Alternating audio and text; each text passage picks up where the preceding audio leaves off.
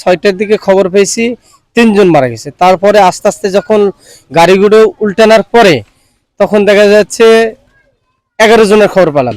11 জনের থেকে 17 জনের খবর পাইছি। নেট খবর 17 জনের মধ্যে 5 জনক মেডিকেল নিয়ে যে 3 জন বলে মেডিকেলও মারা গেছে।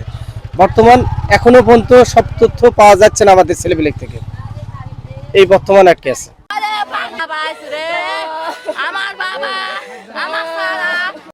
রোড মন্ত্রী আছে, তাদের কাছে আমরা এটা দাবি করি যে আপনারা রাস্তায় কোনো গ্যাঞ্জাম করতে দেন না। আপনারা যেটা সভ্যর মধ্যে আসে সেটাই আপনারা করেন। আপনারা যদি একটু সচেতন যদি হতেন তাহলে এই দুর্ঘটনাটা ঘটতো না।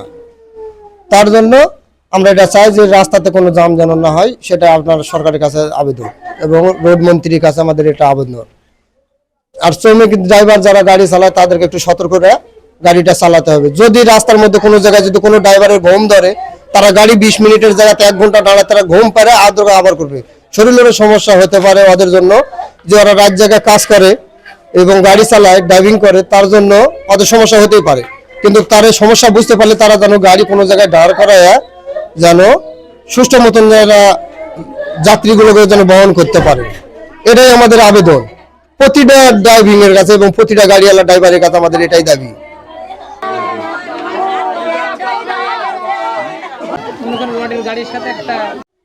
আমাদের এখানকার 13 জন মারা গেছে।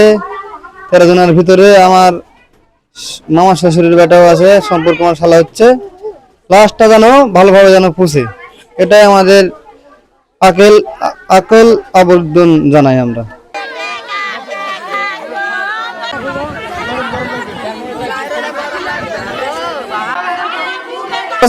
আশা পৌঁছতে পারে বাবা, অনুরোধ করছি, বুঝতেন।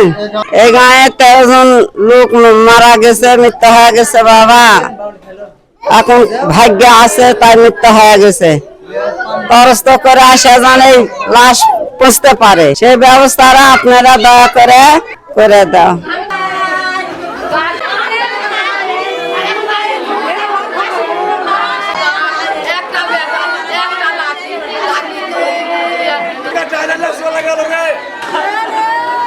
আমার পুকুর থেকে